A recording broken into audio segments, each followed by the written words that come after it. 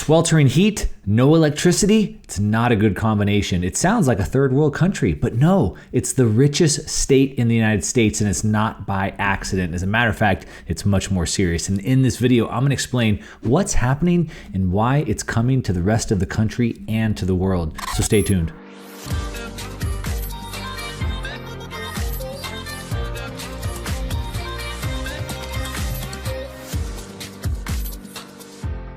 Hey, welcome back. If you're new to the channel, my name is Mark Moss. I do these videos because I believe the only real security we have in life is to take responsibility for ourselves. We have to learn how to make money, how to grow our money, how to protect our money so that we have options in life, all right? The world's changing fast, and if you agree and you want to hear more about these topics, click the like button right now. Also hit the subscribe button and the bell notification so you're notified every time I put new videos out. Now, we are talking about raging heat. We're talking about no air conditioning, no electricity, like a third world country. But no, it's right here in the richest state in the country and one of the richest areas in the world. Now, what I'm talking about, we've seen all over the news. We have wildfires that have been raging across most of the US, most of the Western US anyway. In California specifically, wildfires everywhere. We've had really high temperatures, heat waves, and of course, it's summertime. It's the West Coast. It gets hot in the summer here.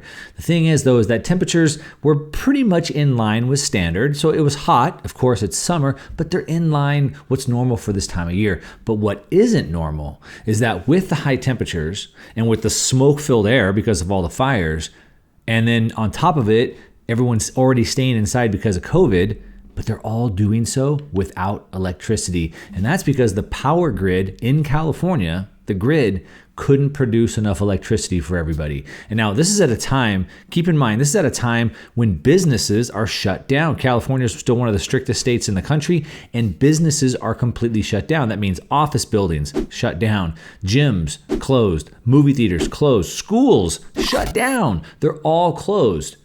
All those big companies, schools, etc., that use electricity aren't even open. And yet the grid still couldn't deliver enough electricity needed for the home. So just think about that for a minute. At a time when it's the hottest and you're at home and you have no electricity, you have no air conditioning to cool down, you have no power to run your computer. Well, the kids are doing homeschool. They need their computers. They can't run their computers. Adults can't work from home. If they're working from home, they can't do that. Now, last week, this has happened in California. Like I said, it resembled more of like a third world country than it did in the United States. But for contrast, as a matter of fact, I was actually in Mexico, and I was deep in Mexico, not a resort community, deep in Mexico. As a matter of fact, I was in a town with only one paved road. The temperatures were about the same as California, but they didn't have any problems with electricity. As a matter of fact, our electricity in Mexico never went out one single time. So what gives? What's the problem? How is it that California is the richest state in the United States, right? After all, we have Hollywood, we have Silicon Valley.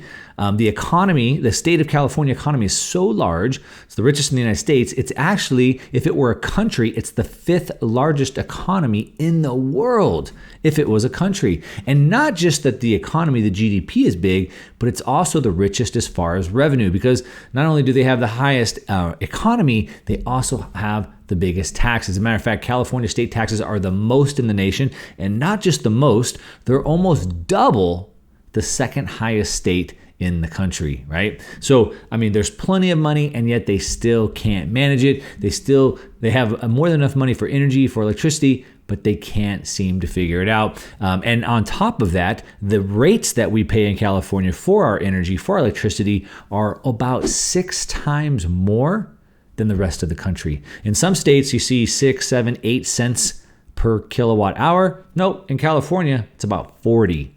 So we're already paying 6 times more, and we still can't get the power. Even with all that, we still don't get steady electricity. But the big problem here, the big problem that this video is about, is it's not by accident, all right? This is not by accident. As a matter of fact, I believe it's done by design. And the scary part is, as I said in the intro, this is coming to a state or an area near you, and sooner than you think. Whether you're in the US or in another country, you're going to need to be prepared, because I'm going to explain to you right here. So what is this design that I'm talking about? What is this design that's going to cause this to happen, and why is it going to leak to the rest of the country? Why is it going to leak to the rest of the world? Well, First, we have to look at the design, okay? So the underlying reasons that California is experiencing blackouts is from the state's climate policies, which aim to completely remove the use of coal and natural gas and move 100% of the electricity to renewable energy. And like I said, the whole country, the whole United States is under that, and the rest of the world, at least the developed world, Western Europe, etc., is all trying to move towards that as well. And so you're going to see exactly what's going to happen. Now, of course, getting away from fossil fuels and moving 100% to renewables sounds great, right? I'm for it. Everybody's for it. No, this video is not against that. Sounds great. Everybody loves that. But there is a problem. It's not about what we want. It's about what reality is, okay? So first, it's super expensive. But it's worse than that. In the end, it doesn't work. All right. Now, California, like I said, already seen its electricity prices rise 6 times more than the rest of the United States from 2011 to 2019 due to its huge expansion of renewables. So they were putting billions of dollars into renewables and shutting down regular electricity plants at the same time, which caused the power prices to go up so high. And yet, even with that, we're still unable to meet the demands, right? And why is it again? Like I said, it's simple. Have you ever heard of unobtainium?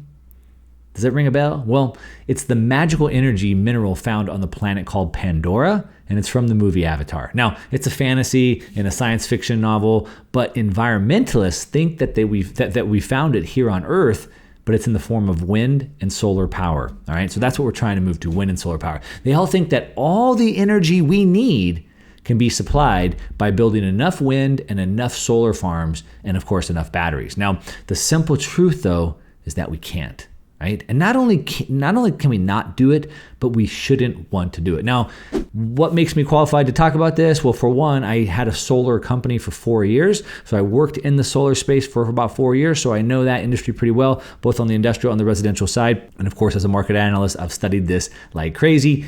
And let's break this down. So like I said, I don't believe we can, and I don't believe we should. And I'm going to tell you why right now.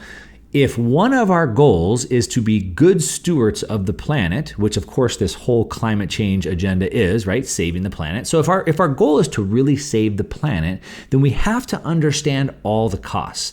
All right.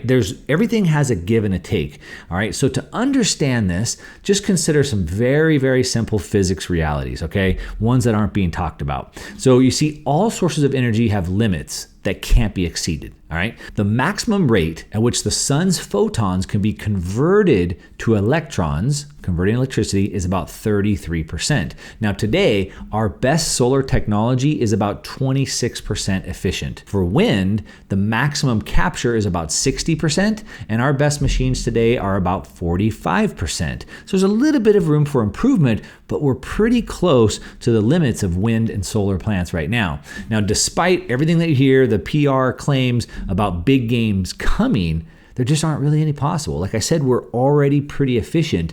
And then the other thing is that wind and solar only works when the wind blows or when the sun shines.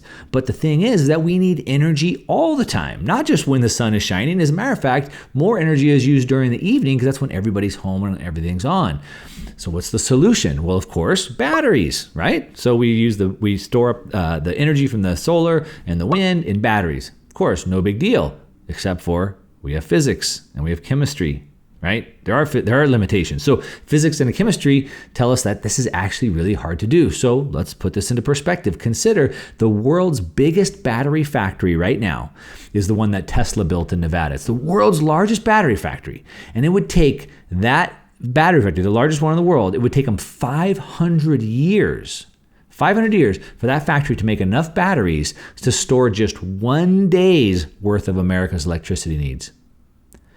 I'm going to say it again. 500 years to make enough batteries to store 1 day's of America's electricity needs. So that explains why wind and solar currently still supply less than 3% of the world's energy after 20 years and billions of dollars in subsidies. Now, if we put aside the economics, right, if your motive is to protect the environment, so let's put aside the money and let's look at protecting the environment, then you might want to rethink wind and solar and batteries, because like all machines, they're built from non-renewable materials. Consider some of these numbers. Now, a single electric car battery weighs about half a ton, okay? Fabricating wind requires digging up and moving and processing more than 250 tons of earth somewhere else on the planet.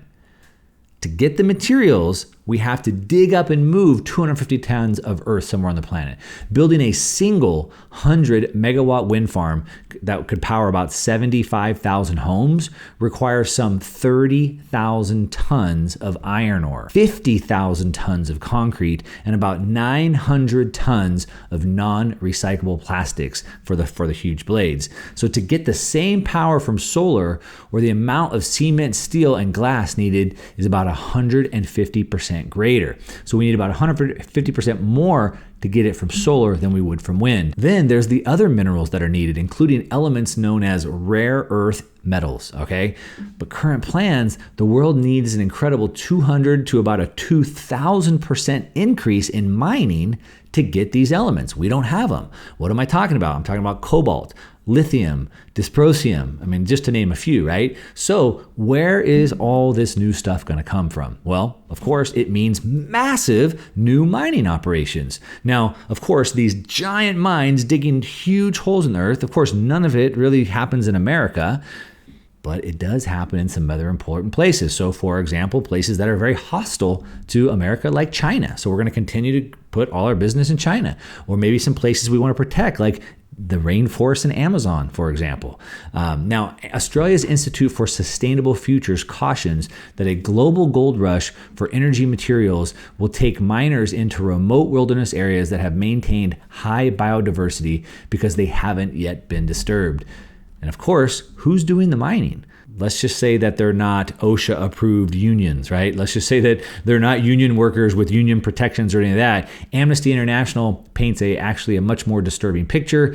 And they say that the marketing of state-of-the-art technologies is a very stark contrast to the children that are carrying bags of rocks. That's what happens in the mines in third world countries. Kids working in the mines carrying bags of rocks up and down.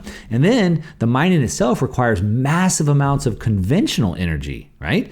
So diesel to go in the tractors, etc., and a regular electricity to process all the stuff, right? It requires a massive amount of conventional energy, as do the energy-intensive industrial processes needed to refine the materials.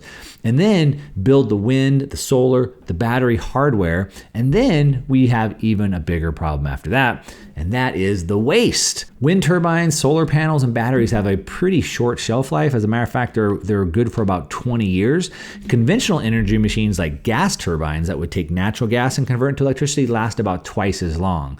So every 20 years we have to replace them. With current plans, the International Renewable Energy Agency calculates that by 2050, the disposal of worn out solar panels will constitute over double the tonnage of all of today's global plastic waste. And then on top of that, we have the worn out wind turbines, the batteries, and that's gonna add millions more tons of waste, all right? It's gonna be a completely new environmental challenge that we have. And the fuels that make our marvelous modern world possible and technology is making it easier to acquire cleaner and an easier way to use them every day. Now, the following comparisons are typical and instructive, right? It costs about the same to drill one oil well as it does to build one giant wind turbine. And while the wind turbine generates the energy equivalent to about 1 barrel of oil per hour, the oil rig produces 10 barrels per hour. And it costs less than 50 cents to store a barrel of oil, or its equivalent of natural gas. But you would need $200 worth of batteries just to hold the energy contained in 1 barrel of oil. So 50 cents to store it in a barrel, or $200 to store it in batteries, plus all the mining and the rare earth elements and the disposal that it takes to build those batteries, all right?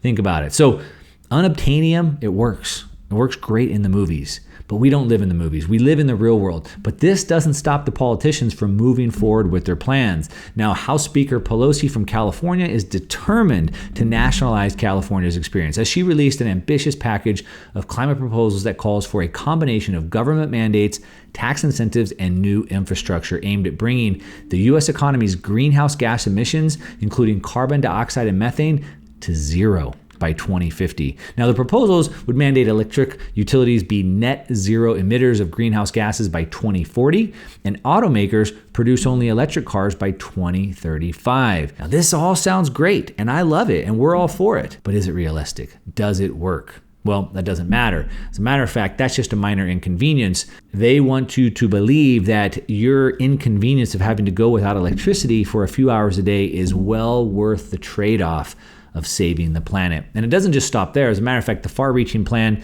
that I guess isn't ambitious enough for the Pelosi side, we have the Democrats' new left wing, which is led by Alexandria Ocasio-Cortez, AOC, and she's calling for getting all of the nation's power from renewables and zero emission sources 10 years sooner than the plan from the House Democrats. Now, I just think that before we launch history's biggest increase in mining, digging up the world, digging up millions of acres of pristine areas, encouraging childhood labor, create epic waste problems, maybe, just maybe, we should just stop and reconsider our almost inexhaustible supply of natural energy. And maybe we should just ask ourselves, are we okay living in a world with rolling blackouts? Leave me a comment down below and let me know what you think. Do you see the trade-offs? Before you call me out on this and say BS, put your argument in the comments and I'll try to respond to every single one of them. That's what I got for you today. To your success, I'm out.